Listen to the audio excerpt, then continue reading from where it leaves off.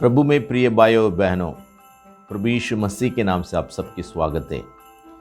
आज इस वीडियो के द्वारा आप सबको मिलने में मैं बहुत खुश और आनंद हूँ, क्योंकि आज जो क्रिसमस या नाताल है, तो इस नाताल के समय में और क्रिसमस के समय में परमेश्वर की वचनों के बारे में हम सुनना बहुत अच्छी बात है। तो आज मैं आप लोगों के बीच में जो मत डरो उसके बारे में मैं बात करना चाहता हूँ। लूका पहला अध्याय से लेकर 12 अध्याय तक इस मत डरो इस बातों लगभग 7 बार बताया गया है। इसमें 3 बार स्वर्गदूत ने बताया और 4 बार प्रभु यीशु मसीह ने बताया। तो मतलब ये जो मत डरो इसकी बात क्या है?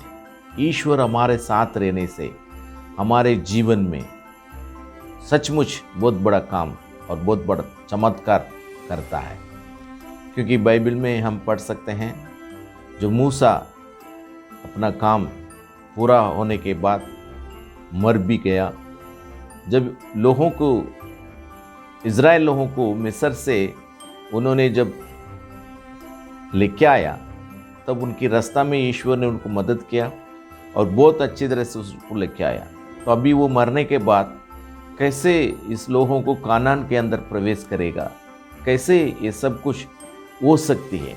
उस समय ईश्वर यहोशुआ से ये कह रहा है, जैसे मैं मूसा के साथ था वैसे मैं तेरे साथ भी रहूँगा। मतलब ये है, खाली मैं मूसा के साथ रहूँगा नहीं, परंतु तुम्हारे साथ भी रहूँगा। जो लोग ईश्वर की भय में, जो लोग ईश्वर की अधीनता में चल रहे हैं, उन्हीं के साथ ईश्वर रहने वाला, इस बातों को हम समझ सकते हैं।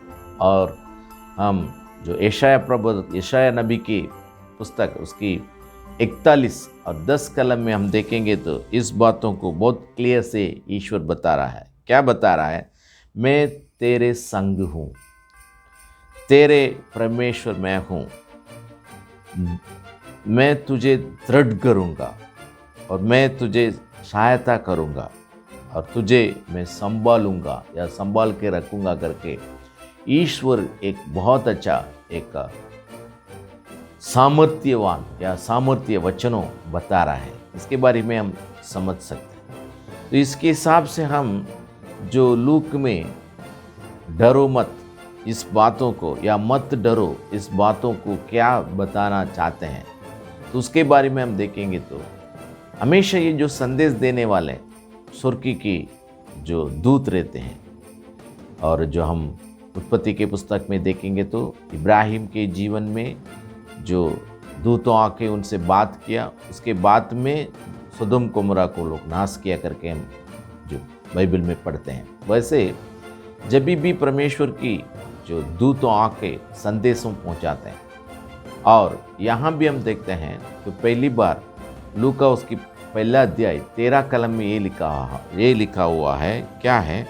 जो स्वर्गदूत आके जकरिया को ये बात कहा है, डरो मत डरो, क्योंकि तेरा जो प्रार्थना सुना गया। क्या प्रार्थना है?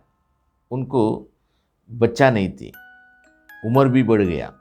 जो एलिजाबेथ और जकरिया के जीवन में दोनों बूढ़ा बूढ़ी हो गया, उनके जीवन में कोई आशा नहीं थी, फिर भी उनकी प्रार्थना या विनती हमेशा रखता था। तो इसलिए स्वर्गदूत उससे कहा है, तेरे विनती सुना गया है और तुमने एक बेटा को जन्म देगा, उसका नाम यूहन्ना रखना। सचमुच हमारा ईश्वर हमारा प्रार्थना को सुनता है, और जितनी हमारे जीवन में जो अपमान होती है, उस अपमान से भी हमें वो बचाता है। जो मतलब दुख पहुंचाने वाला जो बात है, लोग हमको जो मस्करी करते हैं, उसमें से हमें बचाने वाला है। इस बातों को हम समझ सकते हैं। और दूसरी जो है, लूक पहला अध्याय 30 कलम में ये लिखा हुआ है, मरियम के पास आके स्वर्गदूत ने ये कहा है, डरो मत डरो, क्योंकि जो तुमने ईश्वर से और परमेश्वर के ओर से तो अनुग्रह पाया है। मतलब तुमने एक बच्चा को जन्म देगा।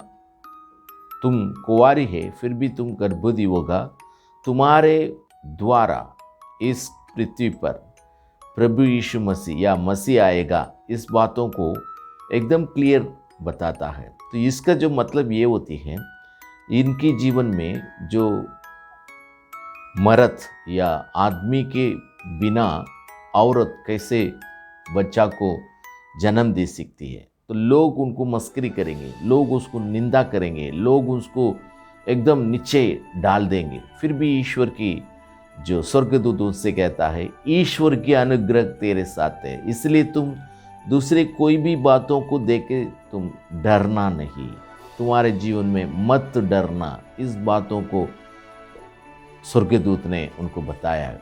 और तीसरी बात यह है, जब जो गड़हरियों अपना भेड़ों को या गड़हरियों ने अपना जो भेड़ों को बेथलेहम के बाहर संभालते थे, तब उनको पास जो स्वर्गदूत आके उनसे कहा है, तुम्हारे लिए उद्धारकर्ता जन्मा है। सो तुम्हारे जीवन में अनेक प्रकार की तकलीफ में, मुसीबत में है, तुम्हारे जो सामाजिक जीवन में, आत्मिक जीवन में या जो पॉलिटिकल जीवन में तुम्हारे बहुत सघन करते करते आया है। हमें उद्धार देने वाला कौन है? हमारा जीवन में आश्वासन करने वाला कौन है? मैं तुमसे ये कहना चाहता हूँ, तुम्हारे लिए या इस पृथ्वी के लोगों के लिए एक उद्धारक या तारणहार आया है। तो इसलिए तेरे संकट को तुमने भूल जाओ। लगभग अभी भी ऐसा हम बोल सकते हैं, जो दिल्ली के अंदर किसान लोग बहुत संकट में हैं, बहुत जो तकलीफ में है, परंतु ईश्वर उनसे भी ये कहता है और ईश्वर उनके साथ भी है, तुम लोग डरो मत या मत डरो, मैं तेरे साथ हूँ, मैं तेरे संग में हूँ, मैं तुम लोगों को सब कुछ समय पर करूँगा। सो ये जो परमेश्वर के वचन, वो यीशु मसीह इस पृथ्वी पर एक उद्धारकर्ता बन के आया है, ये हम समझना जरूरी है। उसके बाद हम देखेंगे तो यीशु मसीह ने अपने चेलों के साथ 4 बार डरो मत या मत डरो की बातों को बताया। लूक उसकी 5 अध्याय 10 और 11 जो वचन में ये लिखा हुआ है, जो यीशु मसीह के चेले बनने के पहले जो पतरस और उनके साथीदारों रात भर उन्होंने पूरा मच्छी मारने के लिए बहुत कोशिश किया, मच्छी पकड़ने, कुछ भी नहीं हुआ। और जब प्रभु यीशु मसीह उनसे मुलाकात होने के बाद उन्होंने कहा कि तुम लोग तुम्हारा जाल डालो, तो लोग बोलने लगा, हम रात भर बहुत मेहनत किया फिर भी हमें कुछ मिली नहीं।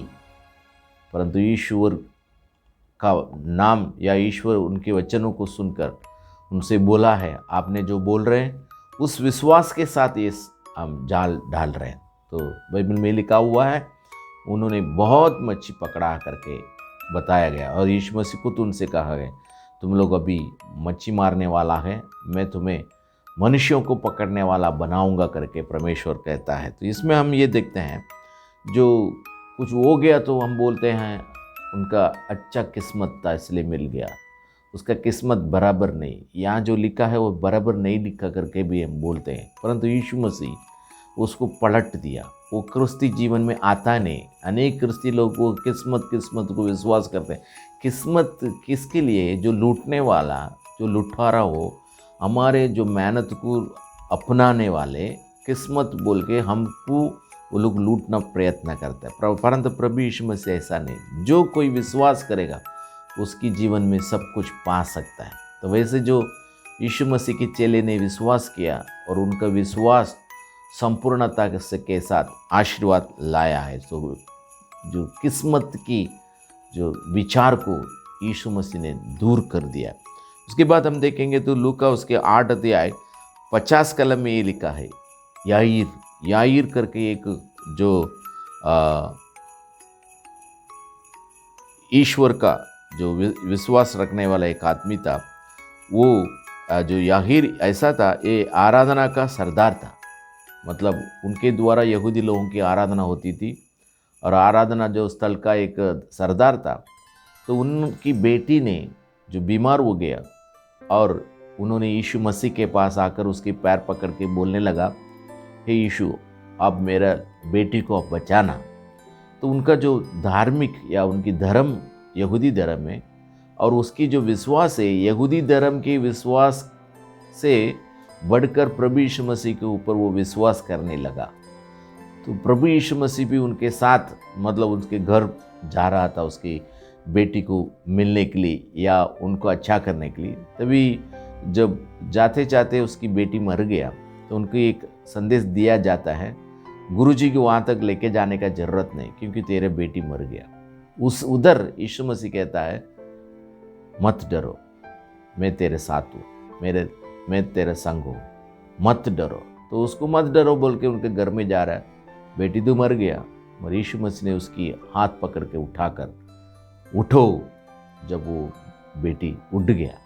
तो ये जो बात हमें ये समझने के लिए बताती है, जब हमने विश्वास करते हैं, उस विश्वास के साथ या विश्वास मरण से भी हमें बचाती है। जो मरण के ऊपर भी ईश्वर का, यीशु मसीह का अधिकार है।